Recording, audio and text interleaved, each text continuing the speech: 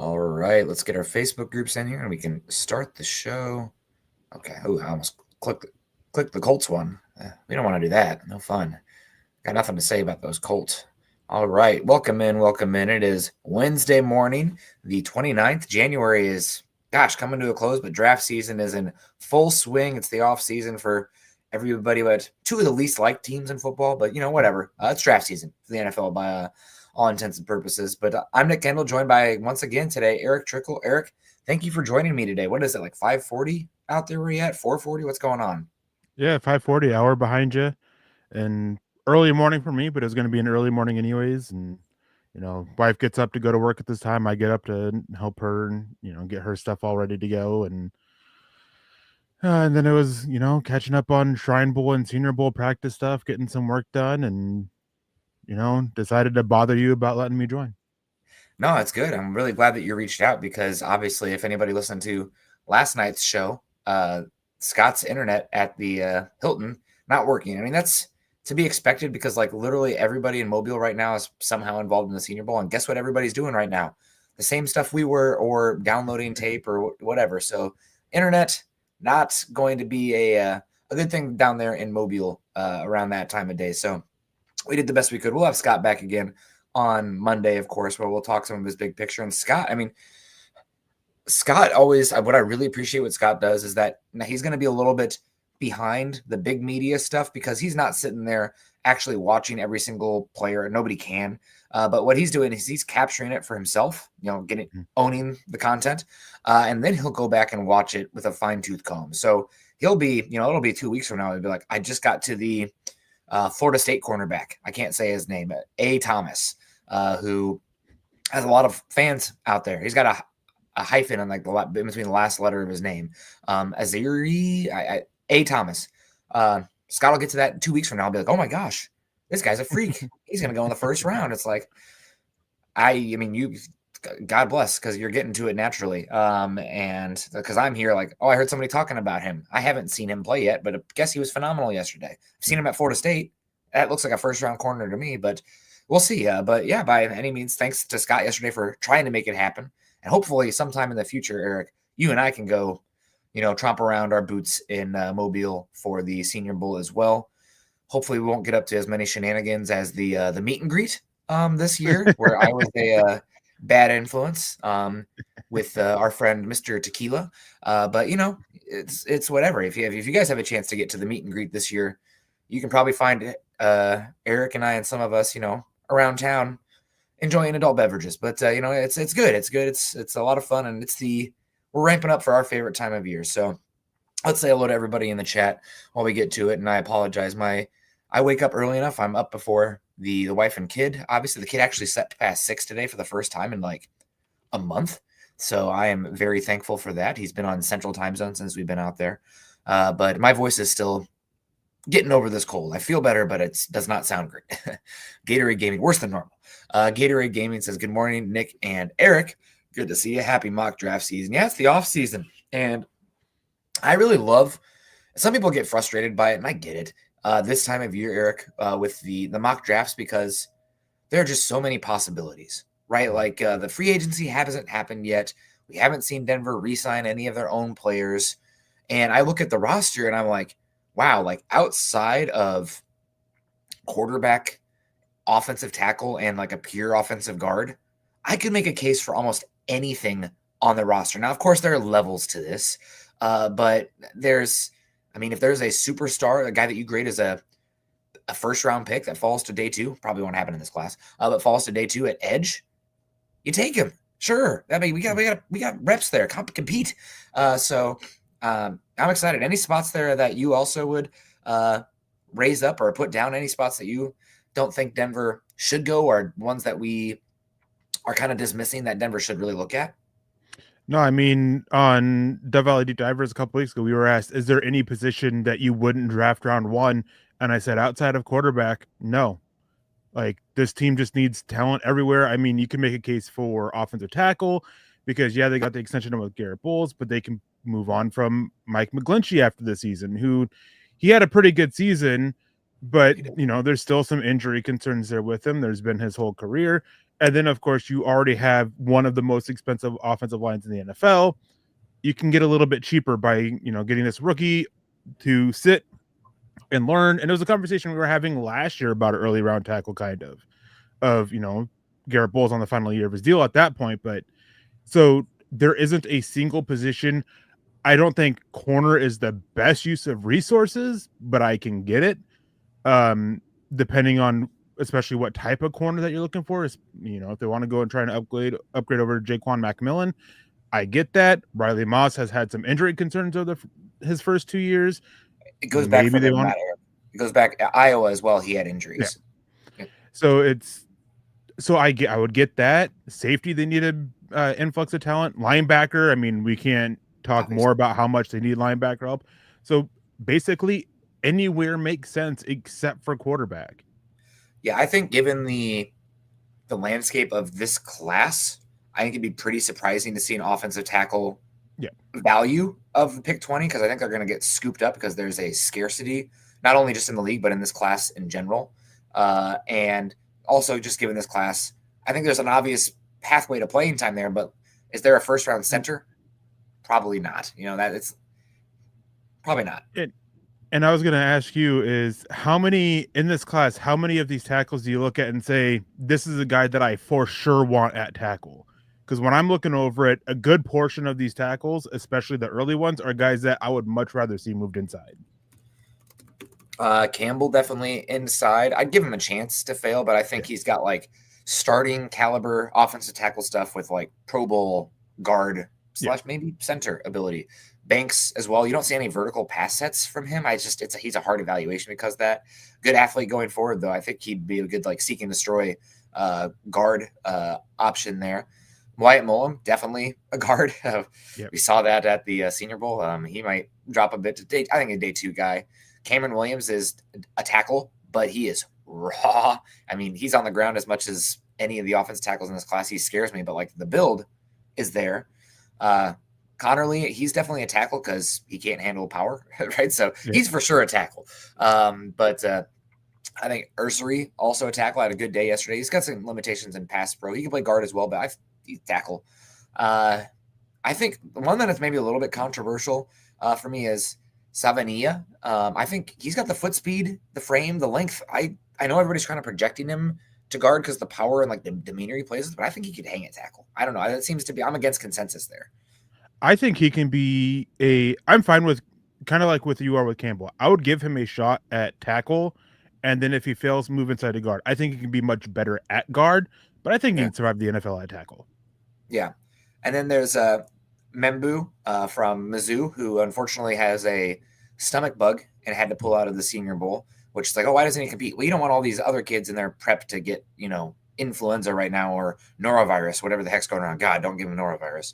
And Donovan Jackson, he'll be interesting. We don't need to spend too much time on the offensive tackles, though, because we're talking in a realm that Denver's probably not going to be playing in. 2 guys that I do want to at least give a shout as far as Denver potential early picks on the offensive line. And I didn't see too much of it yesterday. I don't know if he took the snaps there. I need to ask around. I don't know if you heard anything, let me know. Embo from Purdue, who played right tackle for them, but he's a great athlete.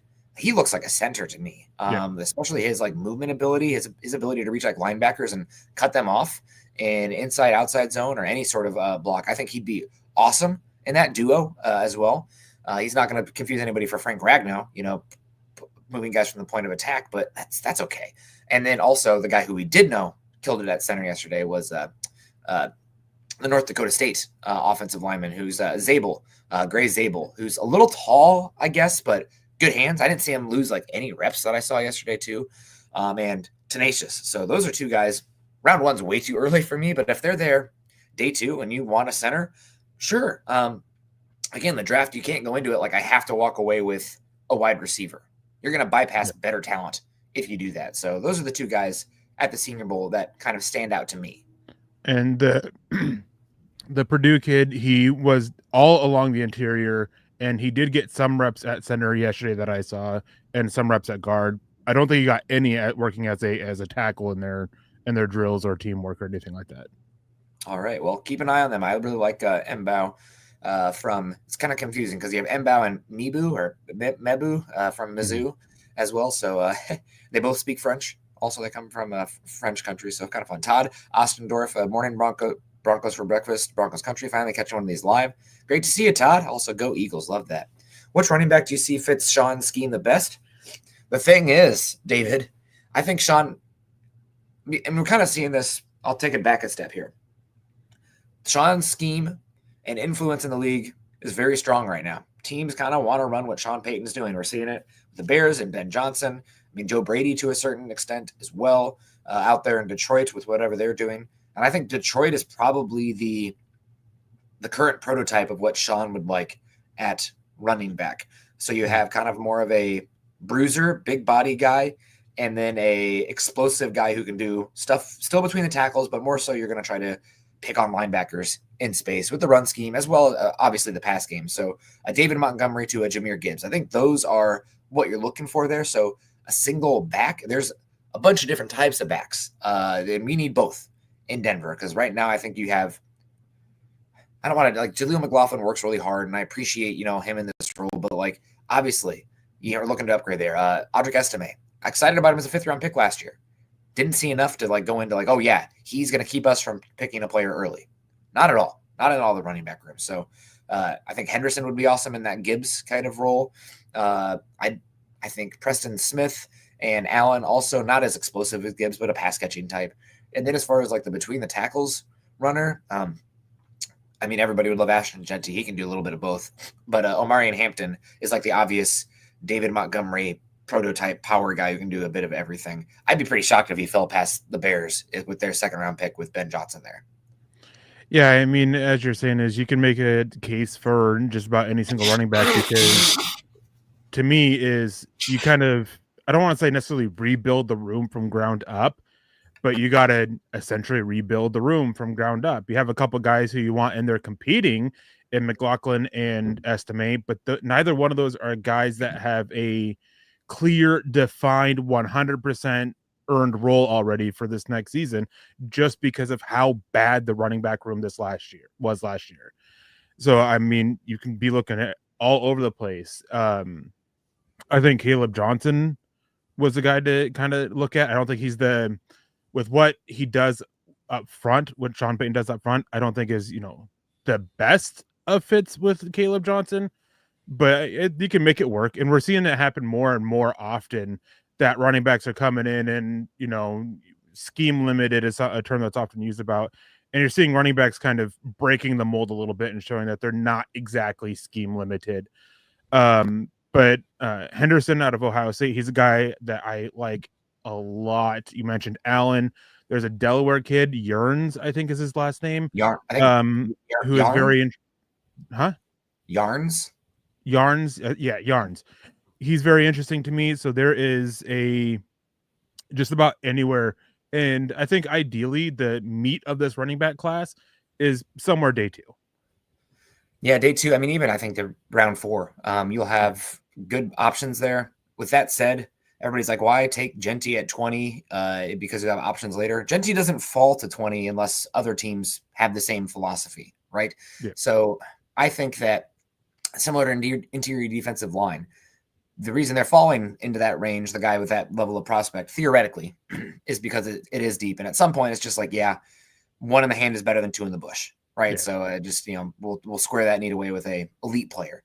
Let's keep going here. Say hello to some folks with First No Fear. Good morning, Nick and Eric and all of Broncos country. What is your opinion of Tez Johnson? I know his size is an outlier and doesn't offer a different skill set for the Broncos need. Day 3, I think if he's there, apparently, I have not spent the time to watch Tez Johnson reps yesterday, but in a space game, one-on-one without help, he killed it yesterday. Kind of a Tank Dell-esque showing. Now he's 10 pounds lighter than Tank Dell. Tank Dell's dealt with multiple injuries now. And Tez has dealt with injuries too. So I'm kind of concerned about that. But he was getting space. He can line up, and if you give him your quarterback time and him some space to operate, he can create separation. That said, he's a 0th percentile speed guy. He's a 5th percentile hands guy. And because he is so small, he doesn't really offer almost any special teams ability. Now, there's in theory some punt return, kick return stuff, more so punt than kick. But you already have a back-to-back All-Pro in that area. Mm-hmm. So I think Tez day 3, I mean, we can certainly talk about it. Good story. Apparently, an A+ kid, which I mean, you can never get enough of those guys in the locker room, especially day 3. But I think if you're making that choice, it's a sayonara Troy Franklin thing. And if you want to be there, that's fine. I know there's Broncos country kind of split on Troy Franklin this season. To me, compete. Good luck. We're here competing. Well, if you're here, that's great. If not, best of luck to you. But that's where I sit on Tez Johnson right now. Yeah, I mean, I'm with you. It's if you're talking day 3, maybe not round 4. I think round 4 is kind of in this weird spot. But maybe round 5, round 6, definitely round 7, definitely. You can look at Tez Johnson and bring him in for competition for this offense because you can always use more explosive playmakers, and that's what he is. I'm sure Sean Payton can find a way to use him. Yeah, he's a little bit similar to Marvin Mims, Troy Franklin, but let him compete. Maybe comes in and just hits it right off the bat and comes in and shows a lot more than both of those guys or even one of those guys and earns the roster spot over them. Troy Franklin doesn't offer much on special teams. I doubt Tez Johnson does, but maybe Tez Johnson can come in and show up as, the other kick returner because you have Tremont Smith there right now up with Marvin Mims. Maybe he comes in and they want, extra explosiveness on kick returns or something. But yeah, just for competition, it's worth it. Yeah. Gatorade Gaming, I hear Tez Johnson catching everything. Yeah, again, how replicable is some of these reps out here with the time and the space? Like you see I think it's kind of funny that the TikTok routes, not that he's necessarily doing that, but like guys with like 13 moves. And it's like, we're 6 seconds in. Like the quarterback's been sacked by the entire team and the water boy by this point. Not that's necessarily happening with Tez, but it's not always the most replicable. But he had a good first day despite his outlier size. And one thing I always come back to, when you're team building, you can take some bets on outliers or anomalies or exceptions to the rule, but you can't have a team full of them. I mean, really, you can probably only do that once. I mean, I'm pretty strict with some of these guidelines, probably once every 2-3 years. And not that Denver necessarily has, but it's like, you're going to continuously bet on the volatile stock, right? The one that could bust or be good. It's like, maybe we need something a little bit more substantial, meat and potatoes, but we'll see what happens with him. David also asked, we want to see if we're Peyton going defensive side of the ball or offensive side of the ball. I think it's a little column A, column B. But the one spot I'm just listening to Mike Kliss, Denver's going to pay a linebacker. The room is in enough flux in the next 2 to 3 years that, like, just because they pay a guy doesn't mean they also won't draft one relatively early. Alex Singleton's a free agent at the end of the year, and you need 2. Denver was not happy with linebackers this year. Obviously, they fired their coach yesterday. Reports that they were about to bench Cody Barton before that New Orleans game. In and out with Cunningham and Alexander, and Stranad really struggled down the stretch. They're going to pay a linebacker. That's the only thing I'm for sure. Everything else, they'll probably pay a tight end or a running back a safety and or a defensive lineman. They're going to pay a linebacker. I think linebacker and safety are pretty good bets that they're going to go out and, I don't want to say, spend big, but they're definitely going to be willing to spend a little bit more than they have in previous years. With linebacker, I think right around 10 million on the, that annual contract average per year. I think that's where they want to go. I'm not sure. The sense I get is they don't really want to break that. That's kind of their limit there. And then safety, word going around is that they do want to try to find an upgrade over PJ Locke, who really struggled this season. And that's another position where they might go out and try to find make another signing of that Brandon Jones type caliber of not quite 10 million, but 7, 8, 9, right around that range. Yeah. Yeah, that sounds good. And make sure you guys click a thumbs up on the way in if you're enjoying it. We're going to be talking some Shrine Bowl here. We've already done Senior Bowl. Just get into all your comments. We got Greg coming in, of course. Good to see you. KB82, good morning to you. Hope you're doing well. Who's this year's Quinn Miners? Small school guy. I mean, it's got to be Zabel, right? Like, he's the one who dominated so far. There's also the interior offensive lineman from Alabama State, I want to say, who stood out yesterday. A&M. Alabama A&M, excuse me. Alabama A&M, who stood out yesterday. And Carson Vinson.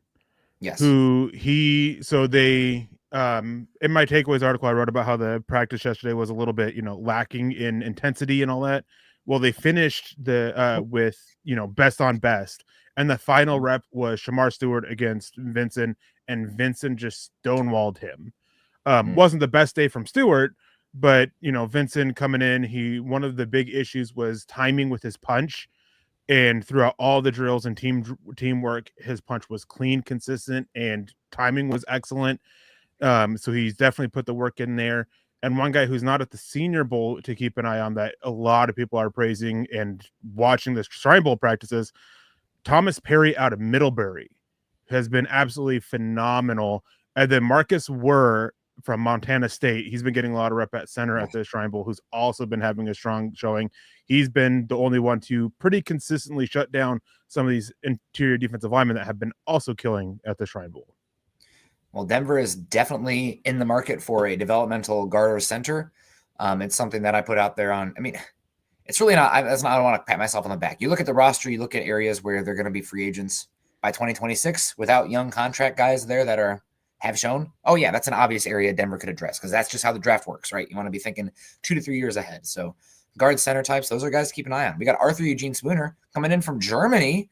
Guten Tag to you. He says, hey guys, what are your thoughts on Nick Manawari? Could follow Denver's second round. Daniel Jeremiah mocked him to Denver at 20 overall. I think he'll probably go somewhere 15 to 40. I think he's one of those late first, early second, grade 2 kind of guys. But I mean, there's been some movement here from Mel Kiper talking about it to now Daniel Jeremiah of Manawari going before Malachi Starks, who was a little bit underwhelming this season, missing some tackles, some bad angles, and plays the devalued position of safety. So Manawari, I don't think he'll make it to the Broncos second, honestly. And I don't love the first round expenditure on safety, but I also don't love it at linebacker or tight end or running back. It's just comes down to the individual. There's extra inherent risk involved in taking those positions. But he's a freak athlete and he's massive. So he's a special, unique skill set out there. He's an obvious one when you watch the tape. Yeah, I'm a big fan of him. He's probably, I don't want to say he's my top safety because I haven't gotten into that stuff yet, but he is definitely one of my favorite safeties and one of my favorite players overall in this draft. Huge fan of Manawari. If the Broncos took him there at 20, I would be perfectly happy with it. Bundle Save. Gosh, these commercials. We need some new commercials out here. Good morning. Are we crap talking Tez already? I don't think we did crap talk Tez too much. It's just he's a small player, and if he fell to day 3, we'd be interested, but it would probably mean giving Troy Franklin the door because you just really can't have your 3rd, 4th, 5th, 6th wide receivers offering zilch in special teams. You got to be able to run and hit. So Todd coming in here says, Nick, what Iowa player do you most want to be a Bronco this cycle? Honestly, it's not really a great crop of Iowa players this season. The one who stands out for me, I mean, Sebastian Castro is interesting. He did a lot of slot stuff. He could do some safety work out there. And then if Denver's looking for some size on the interior, some pure run stuffing stuff, Yaha Black from Iowa.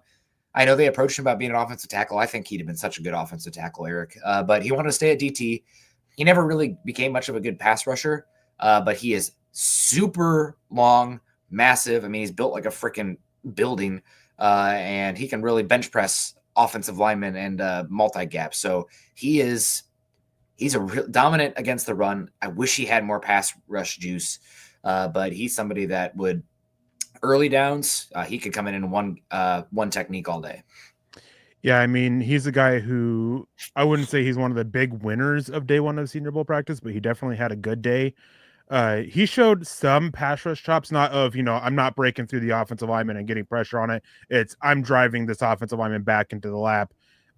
He had a really good day, and he's a guy, I'm not sure where he goes just because of how this defensive line class is made up, but he is definitely a guy that I'd be looking at to come in and, replace DJ Jones on these early downs as that big run defender in the middle.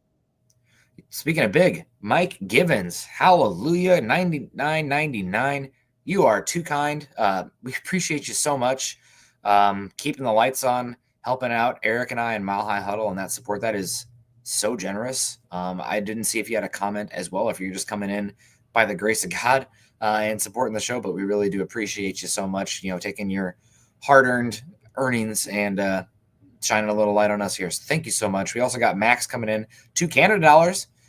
Two Mounties. I don't know, whatever they call it. Morning, gents. Let's go Broncos. Let's go Max. Thank you so much. And then we got the always kind, lovable Troy Boer coming in here. You guys let me know if it's I that froze or the Eric that froze. Says, thank you for the coverage and the discussion. What positions have the biggest drop-off in talent after the first few players? I think there's a catastrophic drop-off at cornerback this year, probably after the first 6 or 7 guys. That's the one that stands out for me. That can be pretty typical with cornerback as well. Other positions with drop-offs, I feel like it's a pretty deep edge group. It's pretty deep defensive tackle. There's a glut of guys midday, the linebacker that I like. I don't know, maybe offensive tackle as well. I think the one that stands out to me is cornerback. I guess actually you could really say quarterback because it falls off. You don't even have guys at the top, but after the first 2 or 3, it's do we try Riley Leonard? Question mark? Where do we go with this? I mean, quarterback is a big one. I think safety. I think there's only a couple of safeties there at the top, and there's some discussion about who's the top guy there. Then you have another group of maybe 3 to 4 guys, and then you have basically everybody else that clumps up from, conversations I've had. Quarterback, of course. I mean, the conversation right here at the Senior Bowl is who ends up as quarterback 3. You have Shedeur Sanders and Cam Ward, who are going to be pushed into being top 5 picks, despite nobody really believing they're top 5 quality players. Just because of playing quarterback. And then who's quarterback 3? Is it going to be Jalen Milroe? There's some conversation about that. Riley Leonard's in the conversation. Jackson Dart, Dylan Gabriel. I think it'll be Dart, but that's a conversation that we're having right now. And then corner, I'm with you there as well. I think defensive line and edge are probably 2 of the stronger, if not strongest, 2 classes in this year. Depth-wise, I feel like we didn't really have a superstar edge other than Carter step up, but Pierce, Michael Williams, some of these edges that were man, they could be superstar kind of guys, didn't really get there, but it's deep. There's going to be a lot of guys who play in the league for a while. Yeah, and depth-wise, as you were saying with that, running back's another one of those classes that's pretty strong. Wide receiver, it's another one with, depth-wise, it's pretty decent. Offensive line is fine throughout. But I'd probably agree with you with tackle, just because a lot of these guys, there are some that are fine at tackle, but a lot of these guys are guys that, as I was saying earlier, I'd much rather see moved inside. Either some of them, like the Purdue kid, moving all the way to center, or moving into guard, where I think they could have a long, lengthy career. So yeah, I mean, there's just not many options this year, but those are definitely the few that I think are pretty weak after the top few. Yeah. And getting back to it, as somebody asked about the Iowa players, also I want to give a shout out to Jay Higgins, linebacker. A little small, not an incredible athlete. He'll be a day 3 guy, but an absolutely dynamic personality and a glass eater.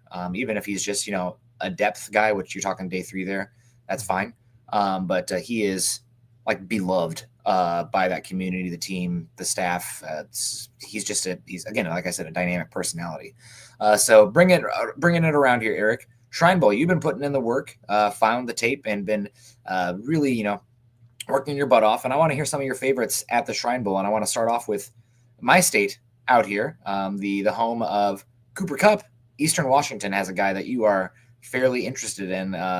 They have that. I don't know if they still have it, but they did have that god-awful red turf for a while. I know, hopefully if you find the tape that you don't burn your eyes watching that in the home games. Maybe just watch away games. I don't know. But tell me about this Eastern Washington wide receiver / running back. Yeah, he's very interesting. It threw me off. So what's his name? Chisholm is his last name. Chisholm the third. But I can't remember his first name. It's like Efton, something like that, I think. But anyways, he's very shifty, very quick. He actually had a release in one-on-ones that really threw me off. I actually sent the clip to our good friend Luke Pogle's former wide receiver coach to ask him his thoughts on the release, and he gave some pretty good insight into it. Talked up how good of a release that was. And they also threw me off. He was wearing number 29 there for the first 3 days, and then when watching the final day's practice, he's suddenly wearing number 89. I'm trying to figure out who this number 89 guy is and why he looks so good. They didn't update the roster online yet, so I was completely unsure of who it was until, not until later last night, like right before I ended up joining you.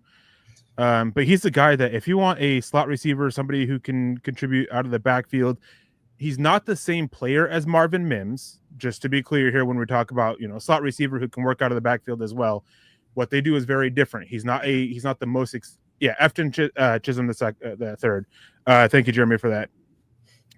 He's not the super explosive guy, but when you look at him, Cooper Kupp, Ladd McConkey, that style of receiver of shiftiness, getting open, and being reliable with the hands is kind of what you get out of him.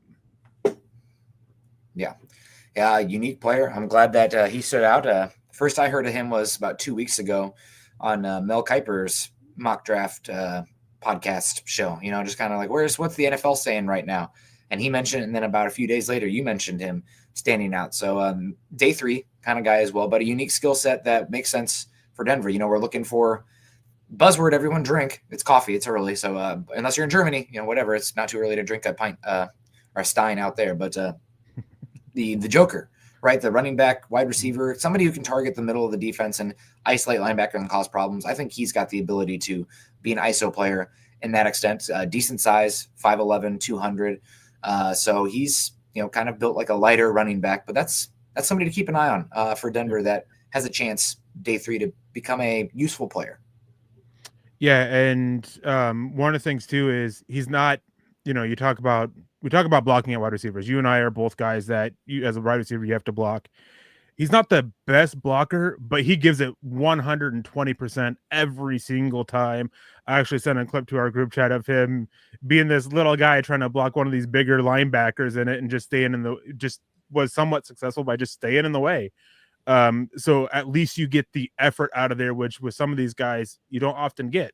And that's also something that's very nice to see out of him, because when you're a smaller school, kind of under the radar receiver like he is, blocking is where you can really start grabbing attention of these guys in the NFL. Yeah. So keeping it going here. Anybody else? Obviously, a few other guys at the Shrine Bowl that stood out. We are a day mostly Senior Bowl interest right now, but you've been working on the Shrine Bowl, so I do want to hear a few more guys, obviously, that stood out that are worthy. I know specifically defensive tackle. There's been a couple guys that have been of interest. Couple guys. I mean, it's easier to talk about who on the defensive line at the Shrine Bowl hasn't been impressive more so than has been impressive. CJ West and Jordan Phillips out of Maryland, CJ West out of Indiana. Those have probably been two of the most consistent high-level guys. Hunt Mocker out of Nebraska, he's been an outstanding run defender. He's another guy who people expect to come in and be able to contribute on early downs, but he's shown some pass rush chops as well. Zeke Biggers out of Georgia Tech, he's a big nose tackle who uses his length extremely well. Then there's a guy out of South Carolina who wasn't there for the first day or first 2 days, I can't remember which, Tonka Hemingway, who as soon as he showed up, he just was absolutely killing it. Splash play after splash play, best you can in practice settings. There's a Virginia Tech edge defender who can play in, one of those guys that has enough there that you can, on sub downs, on passing downs, you can move him inside as this kind of interior pass rusher type. Powell Randall, I think is his name. Sean Martin out of West Virginia. He's one of these other hybrids. He's a little bit on the bigger side, that can move throughout the offensive line, 3-7 technique with his hand in the dirt. He's been very consistent, but yeah, I mean, probably one of the biggest disappointments is Nazir Stackhouse out of Georgia. He's been really disappointing, but his teammate Warren Brinson has been another one of these guys that's been great. Again, defensive line, they've all been killing it. The offensive line hasn't been the best there, and it's just far easier to note who hasn't done well compared to who has. Yeah, the guys that from the reps that I saw that interest me, and again, coming in biased by their tape, or I don't know if it's biased is the right word, but influenced by their tape in college, right? So guys that I already had interest in coming into it. CJ West from Indiana, I think he's got a chance to be a pretty good nose tackle, 320, 6'2". He is I think he can actually be a decent single gap nose tackle. Sorry, go ahead. I think he measured in at the Shrine Bowl measurements at just under 6'1" or just over 6'1". Okay, and like so 310 pounds. So a little bit of a plug, but I mean, kind of the DJ Jones body Yeah. type plan there. And you're talking day 3, interesting for sure. And then also we have the Maryland defensive tackle who's Phillips, who is interesting as well. I think he had some amazing tape. I mean, heck, Dane Brugler went as far. I don't know if it was a slip, but he said that he wouldn't be shocked if Phillips was the highest drafted non-quarterback at the Shrine Bowl. Kenneth Grant was there, folks. I wonder if he was meaning that would be practicing, because Kenneth Grant didn't practice. Yes. He was a guy who showed up, did the measurements, did some interviews, and then left. He was an early departure from it. So I wonder if he's just kind of meaning somebody that's going to be there the whole time, somebody that's going to practice. Because as much as I like Jordan Phillips, I think Kenneth Grant is a round 1, round 2 guy at worst. Yeah. And I don't see Jordan Phillips going that high. Yeah, I'm with you, but I really like him. He's also like one of the younger players in the class as well, I believe. So keep an eye on Jordan Phillips also for the Broncos. But now Senior Bowl, we've had a day now to talk about it.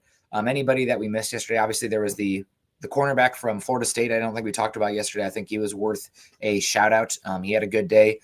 The Louisville cornerback also had a heck of a day. I don't know if you remember us talking about that yesterday, but he stood out. Anybody else that we didn't really highlight yesterday on the Senior Bowl circuit? We talked a lot about it yesterday too, folks, if you want to check that out. Yeah. Taking a quick look here through some notes. Iziraku, the Boston College edge. Yep. And kind of fitting. We have Conga coming in asking thoughts about him. He's a guy that I liked coming in a lot. It was weird because on tape he looked long, and then I had a lot of people questioning how long he actually is.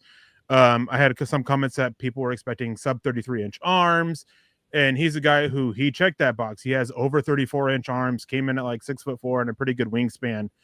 So length is fine. He was a guy who he had no fear.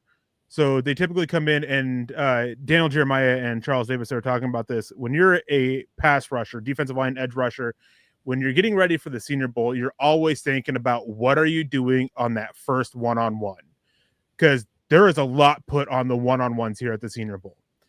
And he came in, and you can get fancy, which you see a lot of guys do. No, he just got underneath his offensive lineman and just walked him back, just straight up bull rush. And it was such a work of art from him. Completely clean technical with his technique, and did it against one of the guys who's considered one of the stronger offensive tackles in this class as well, which was nice to see. And he had a really big day. And then there was another edge rusher who I didn't see getting talked about a whole lot, which is a little bit surprising. Since you and I, we've talked about him privately, Mike Green out of Marshall. He checked the box size wise. There was a lot of concerns that he was going to come in around 230 to 235 pounds, checked in at 251. And it's not like it was bad weight. It was clean weight. It was muscle. And he's just as explosive as you see on tape. Yeah. He was just running by these offensive linemen. He is one of, we talk about with the Senior Bowl, you typically have these guys who come in, have that outstanding day one, and then they're done. Every year you have one or two guys like that. I don't think there's a guy this year that should do that. But Mike Green and Walter Nolan are probably two of the guys who are closest to it. I think Mike Green probably, with his size and showing he can move at that, obviously there's still a long ways to go. I think there's a good chance now, far better chance now than there was, 3 days ago, of him being a first round pick. And I got to give a shout out too. So kind of interesting, a player who's a little bit longer, 10 to 15 pounds heavier, that I thought looked almost as explosive as Mike Green. I have not seen people talk about him as much, but I was surprised. And I was like, wow, this guy has the tools here. Ja Joyner from Minnesota. I thought he had a pretty good day. I know that some of the zebra technology measurements that came out, he was one of the 2 fastest edge rushers along with Mike Green. And after that, there was a big drop off as far as the get off and the speed. And he's much bigger. Still a little bit raw, really never got it all together. Kind of the Boye Mafe stuff out there. Because with Minnesota, they're getting some athletes out there, but maybe not always being developed like you'd like. But I think Joyner is somebody to keep an eye on as well.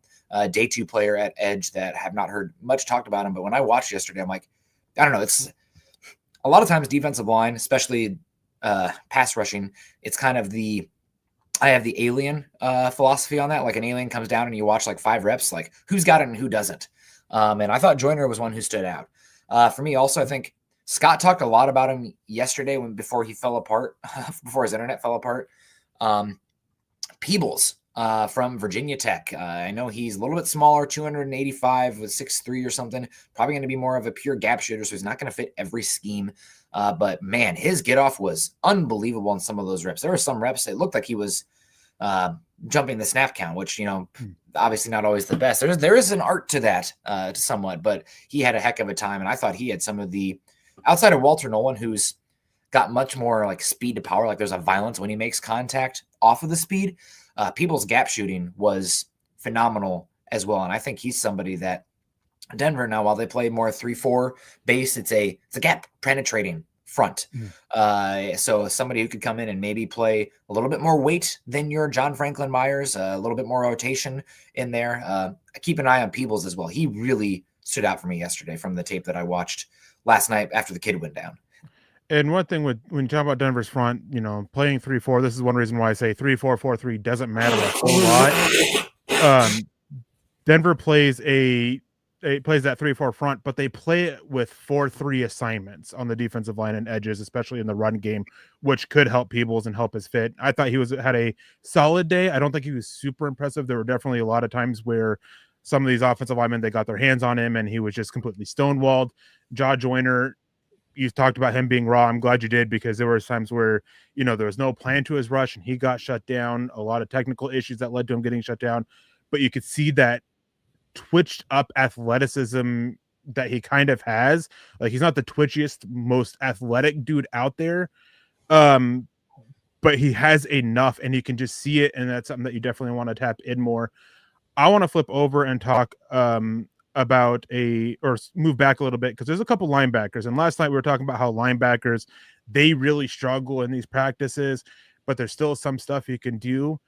There is a dude out of Minnesota, sticking with Minnesota, Cody Lindenberg, who he was turning and running with these running backs and staying with them step for step.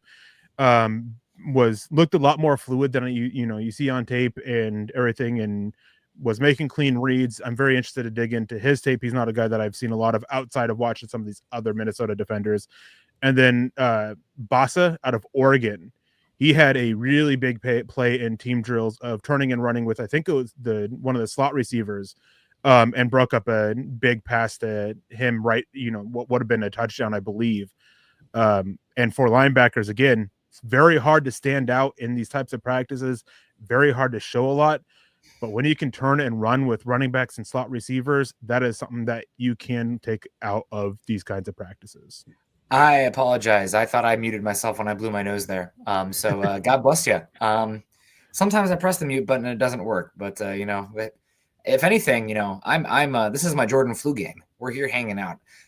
So Tuesday, there was a couple Tuesdays ago where Chad's like, "You jumping on?" It's like, I have norovirus, Chad. Unless you want me to go live from the bathroom, it's not happening. So that would have been unfortunate. But yeah, sorry about that, guys. I thought I hit the mute button there. We're doing the best we can. Other guys, I'm glad you brought up the Oregon linebacker Bassa. I thought he had a pretty good game as well. I'm a little bummed that Carson Schwessinger he pulled out. Now, granted, he's much more. He just seems like he knows where the ball's always going. So I don't know if this format would be the best for him, so to speak, but he's an interesting guy as well. And then also just general takeaways from this format. Typically, the Senior Bowl is not the best showcase of wide receiver talent, because a lot of times the guys who are the good wide receivers are the early declarations, and they just don't end up going to these events as often. But by and large, very underwhelmed by the wide receivers in this. I thought Royals had some flashes. I'm hoping to see more this week. Betch had some flashes. I think he's going to be a very solid player. Really wanted more from Higgins from Iowa State. I thought he was somebody who's been like round 2, and I thought Noel looked better. The other Iowa State wide receiver, different kind of guys. But I thought the wide receivers were very underwhelming. Tight ends, though. I mean, we talked about it a lot, and I'm okay.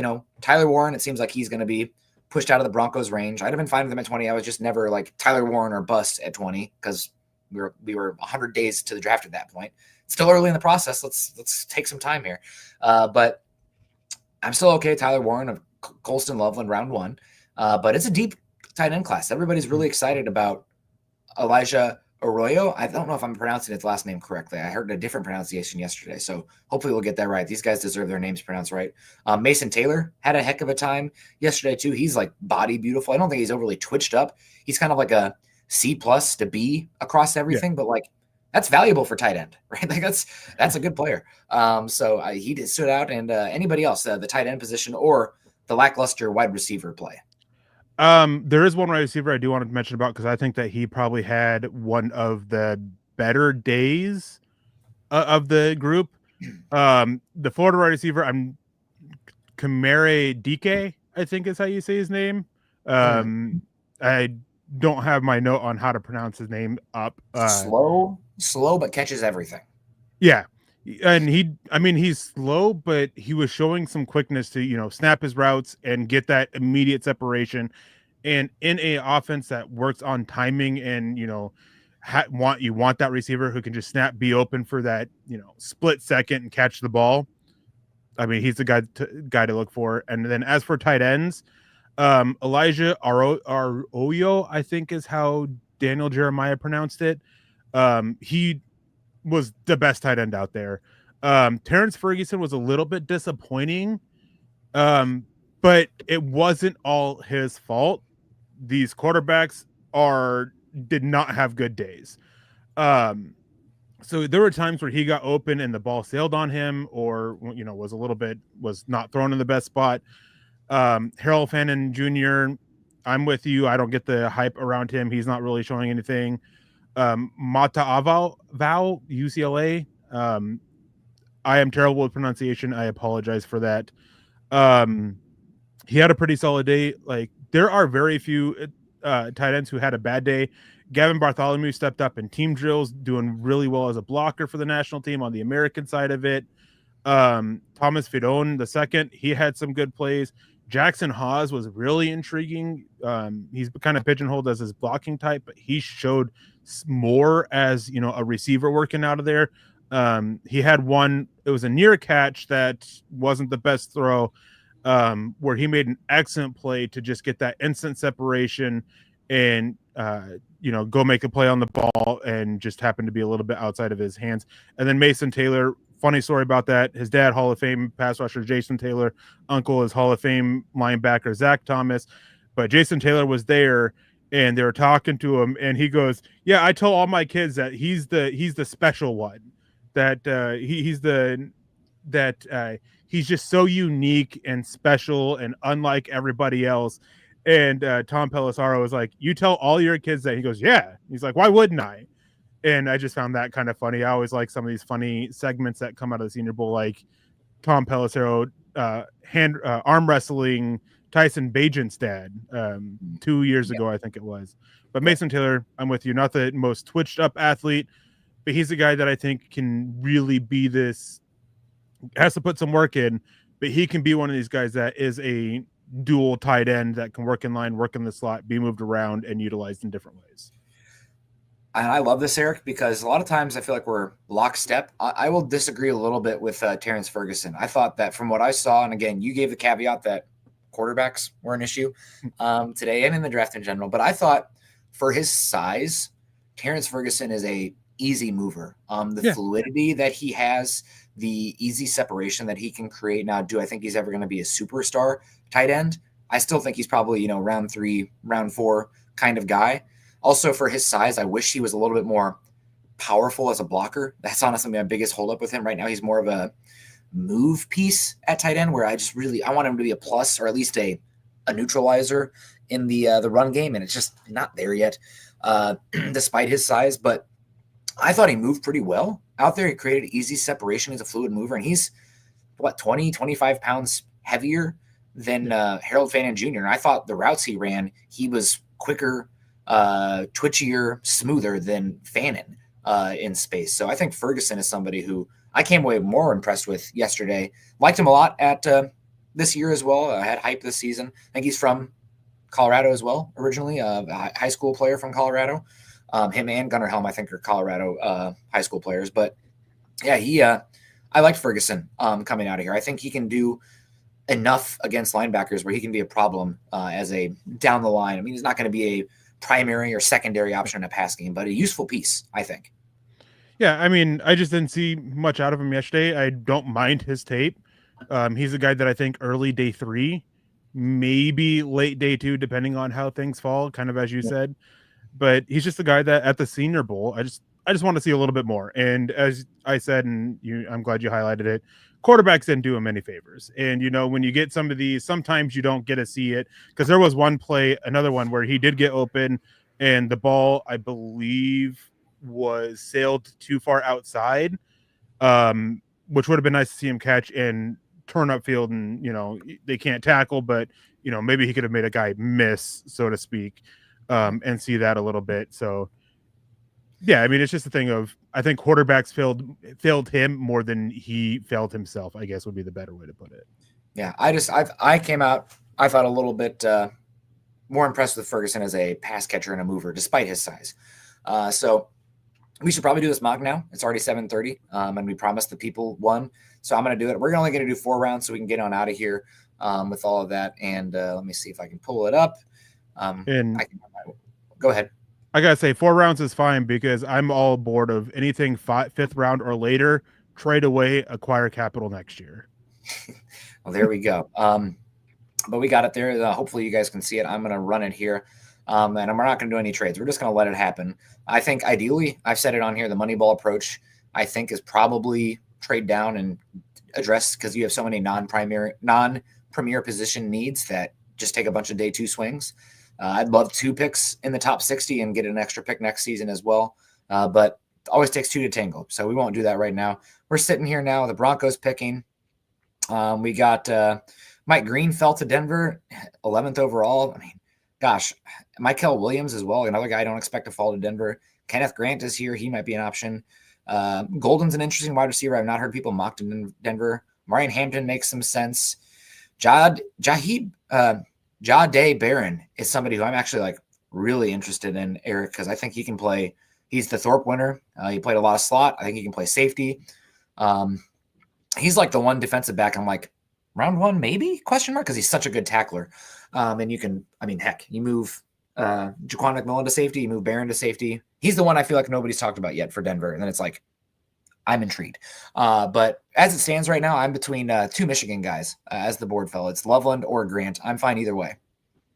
Yeah, I would probably, I know that this is going to get a lot of flack, especially with how much I've harped about the tight end room. I lean Kenneth Grant. And the other guy I'd actually be talking about is Barron. I think that this is a guy who you do take in the first round. He is a guy that Daniel Jeremiah in his top 50, he compared him to Brian Branch. That is a comparison that I've seen often and heard often, along with the comments that he's a better version of Brian Branch as a prospect. Of course, Brian Branch already had a year in the NFL, had a great year. So talking about as prospects here, you can do so much with him. Upgrading over McMillan, playing him at safety, adding this extra mystery kind of chess piece in the secondary. But Kenneth Grant is the guy where I lean. I think he is at the very least, the top 20 talent, if not top 15, who's might slip a little bit, because he is also dealing with a little bit of a lingering injury, from what I understand, which is part of the reason why he's didn't practice at the Shrine Bowl. And then just throw it out there, Mike Green would be far more interesting if the Broncos didn't already have a room full of edge rushers of his type. Well, gosh, what about Mykel Williams? I know that a lot of people are mocking him top 10. He had an injury this season. Mel Kiper saying there's no doubt he's going top 10. I think Daniel Jeremiah said he dealt with an injury this season, but the traits are phenomenal, and he's totally different than anybody Denver has at edge right now. In the very least, you're not using a top pick on this skill set per se, but in the very least, he's going to come in and be by far your best run defending edge.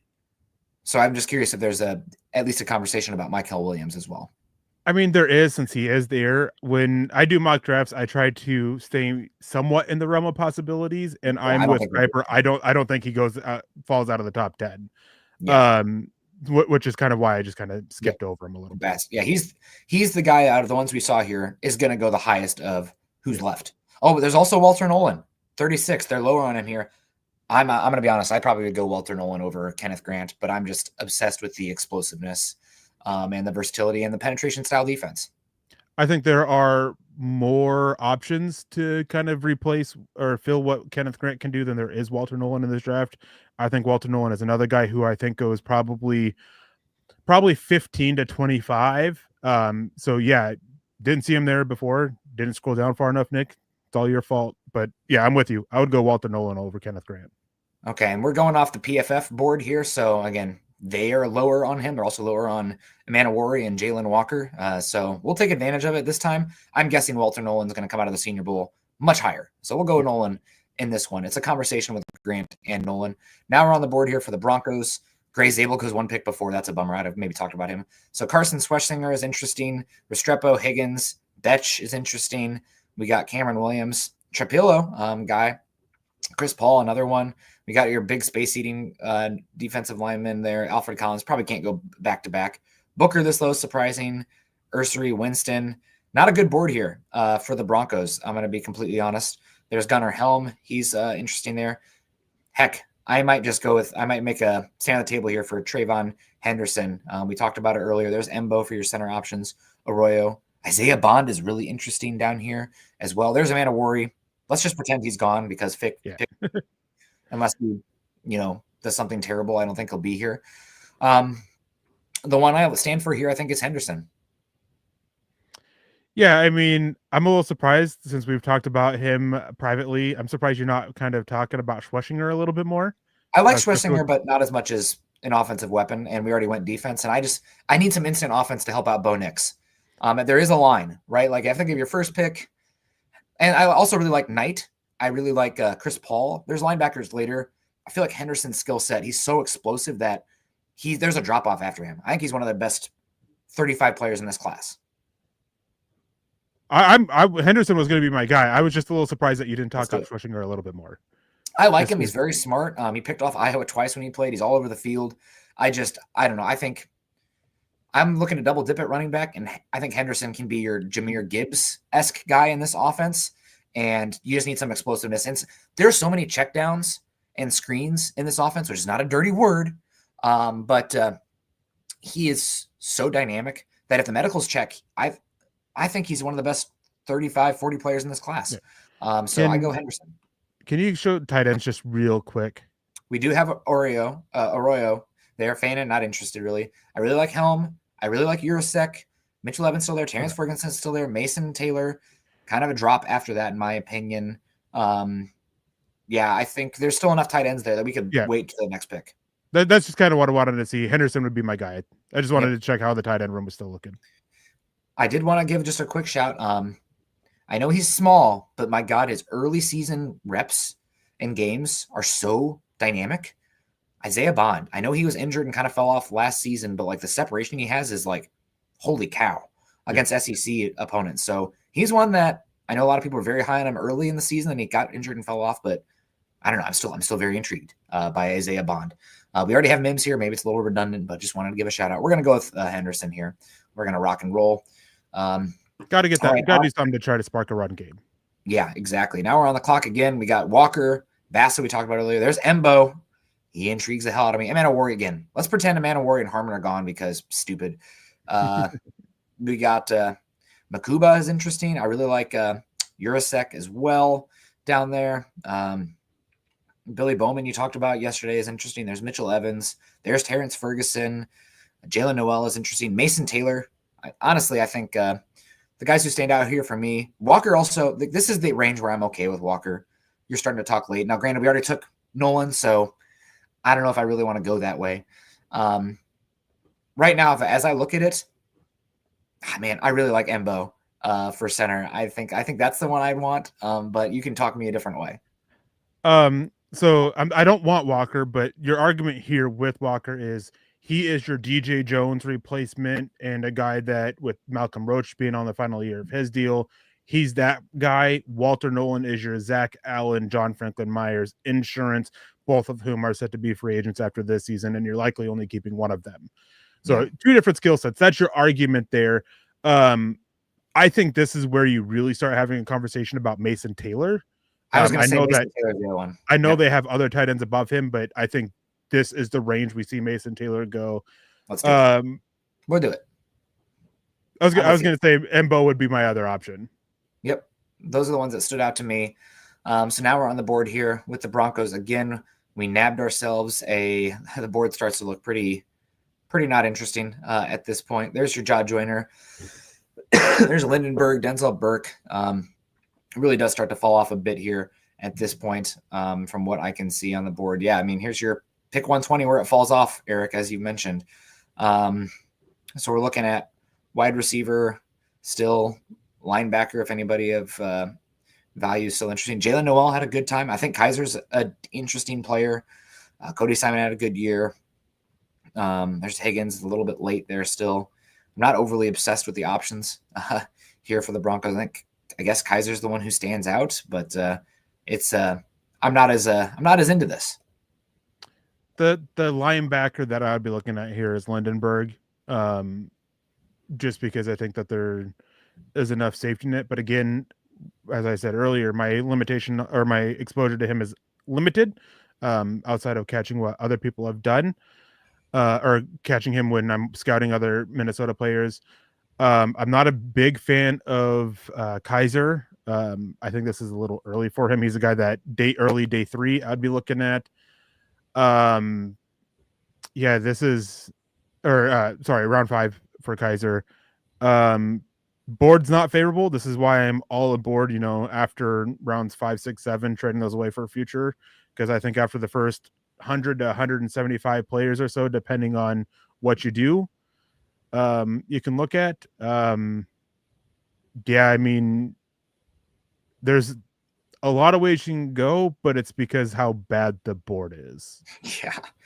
The defensive tackles, I know we already took Nolan, but I saw the Darius Alexander is on here from Toledo. CJ West, interesting as well, nose tackle type. Again, it feels maybe like a round early for them, but there's Peebles as well. I mean, he won't be down here. Ricky White, special teams superstar, probably a round early for him.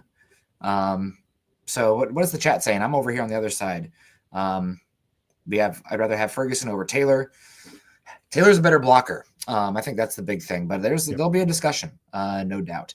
Eric, I'll hand it over to you. What are you feeling? Upton Stout, Western Michigan, Western Kentucky, I can't remember which. He's a safety hybrid defensive back who can play the slot. A lot of people are projecting him as a slot corner over safety. He's very interesting to me at this point. I know Pro Football Focus has him a little bit lower, but I like him. All right, we'll send it in. We're not going to get a good grade on this one because we took advantage of the board. But F for Trayvon Henderson there at 52. So, yeah, they thought we did bad there. But, you know what? You guys save this one and let us know. And we got Jason Bonney saying it could have taken Neal or Sampson here. I didn't think Neal was still available. You would have taken him at 2. And I think Henderson's explosiveness is better than Neal. Neal's more of your Montgomery, where Henderson's more of the Gibbs type. And with how much Denver passes the ball to the running back. Javonte Williams was the 5th highest reception running back in football this season. Like, God bless it. Like, there's a role there. We have to get a little bit more explosiveness there. And Sampson, I don't think he's an explosive runner, but I don't know if he's really like good as a pass catcher. And Neal has tiny hands, which is a concern. You don't see guys in the NFL be successful very often with hands as small as his. Yeah. And especially the big thing is that they end up having fumbling issues. It wasn't an issue in college for him. I think he only had like 3 over 3 years or something like that. But a lot of these guys with smaller hands, they didn't have fumbling issues in college either. They popped up in the NFL because you're changing the level of power, the level of speed, all that you're with. So Neal, I'm a little bit concerned with his size and then how heavy he is, being this more power back, being there running through the meat of defenses where the ball is a lot more put in danger a lot more often, and then having small hands. Yep. So guys, it's 45. We went an hour. We got to go. Appreciate everyone. Appreciate Eric coming and hanging out with us. Make sure you're following us on Twitter. Eric's at Erick Trickel. I'm at Nick Kendell, MHH. Also follow us at Mile High Huddle. We're over at Facebook.com/Mile High Huddle and Facebook.com/Mile High Huddle Pod. And as the ticker says underneath, please subscribe, like, and share. Shout out to our star givers today, Max, Mike Gibbons, of course, Troy Boer. We also got, of course, Michael Ronquillo in the house. Appreciate everyone. Scott will be back on Monday. Eric, any final thoughts? More Senior Bowl stuff today, and it's Hump Day. We're getting there. Yeah, I mean, gotta be wrapping up my Shrine Bowl stuff. I'm gonna be getting some articles up over that over the next couple days, and then Senior Bowl. I'm gonna have Senior Bowl stuff coming up. Well, great times, man. It's here. A lot of fun. Thanks for joining us this morning, Eric. We're gonna fly. Got dad duty time. Everyone have a great rest of your day. Enjoy day 2 of the Senior Bowl, the best one. Day 3 stinks. Typically, half the guys are gone. They do like special team stuff day 3. So today's the big day. Yep. That's one thing. There's always so much overreaction to Senior Bowl because the sample size is like so freaking small. But it's fun. Everybody's starving at this point, so we're good. Have a great one, everyone. Kindness and compassion as always. Go Broncos.